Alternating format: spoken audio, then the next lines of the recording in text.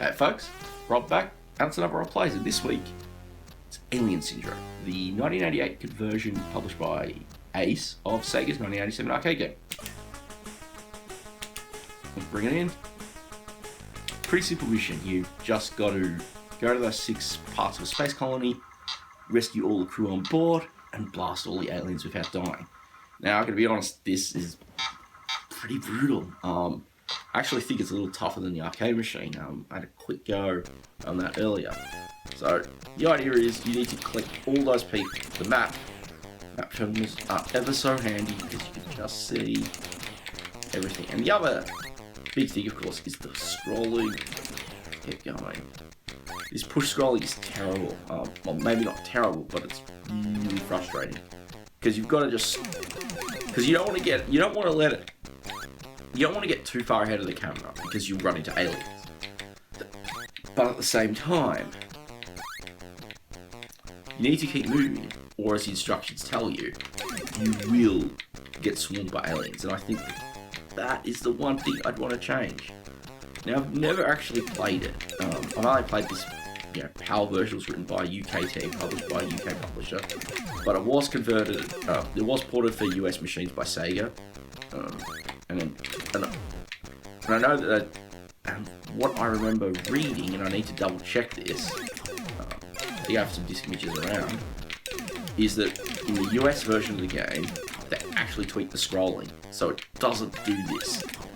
That alone would make it a far better version of the game. That being said, in general, I think the 64 conversion is really solid. It's some, nice graphics. They've used the 64's palette well here. Not quite as drab as the arcade machine. Having 2 players for co-op is excellent. Used to remember playing a lot with my brother back as a kid. But I don't think we got past the second stage. It's a brutal game. It is a brutal game.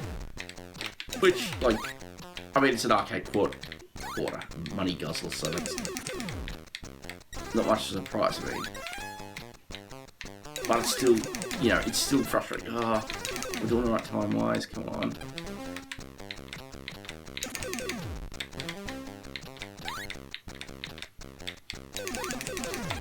One more, last hostage.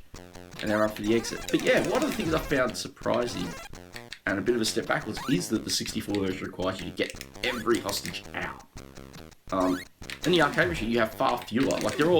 They're the same number. So I remember playing, I was playing on MAME earlier, and you have to get far less of them. But they're all still there. You just collect them for bonus points. And I think that works so much better. But okay, we're on the first boss. And it's just, shoot that gaping bit there. And you'll eventually break, which is going to happen in a moment. If I can line my shot up. Yeah, there we go. Breaks into his second phase. And of course, you still got the timer here, and you've just got to go. I thought I hit him. Frustrating, because now if I'm... Okay. I think he goes one more colour. That's really annoying. You can only hit him when he's attacking, not when he's... Yeah, almost got him. Let's do this. Oh, one more hit. Come on. Yeah, first stage is done. And of course, you're playing 2 players, you sort of compete bonus-wise because you're going to each get different hostages. Now let's get on to that second stage, which I don't think I've ever beaten, even with cheats. Yeah, you could probably laugh at my game playing skills here. But So one of the other things that's important is those weapons. I mean, you have your standard weapons called Shot. It's that white, short range kind of burst. It's not this one. It's not that great. In the corner just above, we've got a Fireball. A Fireball's not a bad weapon, actually. It's probably the second best, personally. My personal favourite was the laser I was rocking in the first stage. And the reason for that is... there's a laser right there. The reason for that is it can actually go through enemies, and I think in a game where you're blasting aliens like this, and I don't know if it's just me, but the ones on this stage seem a bit reminiscent of, out of a certain movie franchise. Maybe? At least there's more time on this stage. Alright. Flamethrower is horrible. And the other weapon is the bomb launcher, which I don't remember that highly. I think it's sort of... there's the exit. So really, a lot of what this game is about is trying to build a methodical way of just locating everyone in time. As I said, I think it's a step backwards. The 64 version requires you to collect all of the people to complete the stage. You know, the arcade game, you have far fewer to locate, even though they're all there. And I think it's just a matter of playability. But yeah, my biggest bugbear with the 64 one, it's not enough to ruin it, it's a frustration. And I mean, I think it has to be said, you know, when I talk about these frustrations, they're frustrations that, you know, are a step backwards. The fact of the matter is, you know, as I remember correctly, again from double checking, Zap actually scored this 90%. I think that's like totally the score it deserved back then.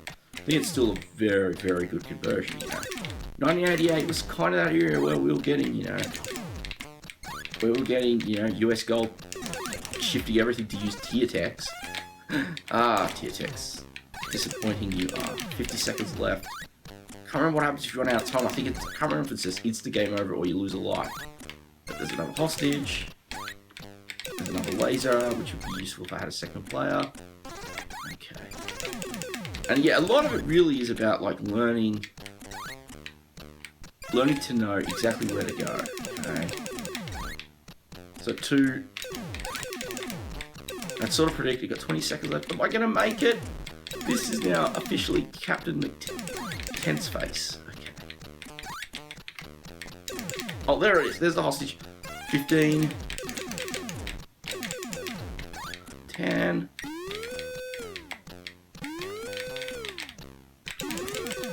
5. Come on. Oh! 2 seconds on the clock. Now, I can't remember how to beat this boss, so I'm going to probably fall silent. Hugger. Oh! And now it's game over.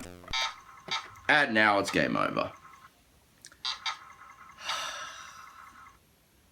Alien Syndrome, it's great. As I said, I love this on the 64. I remember playing the Amiga one briefly, or maybe just seeing it at our user group one month, which was ages ago. And I remember just being really underwhelmed. It's like, it's one of those cases where this 64 version is a better port than its 16-bit brother. But anyway, probably not the best run. One of my better runs, for sure. It's a tough game. So as always, I'm going to call it a close for this episode. Thank you very much for watching. I hope you enjoyed something about this conversion. As always, yeah, I'd love to hear your thoughts, especially if you played it on other machines, how it compares. Do give the video a thumbs up if you enjoyed it. I say it all the time, but it really does help. And of course, do hit that subscribe button. New videos every Friday. Thanks again for watching, and I'll catch you next time.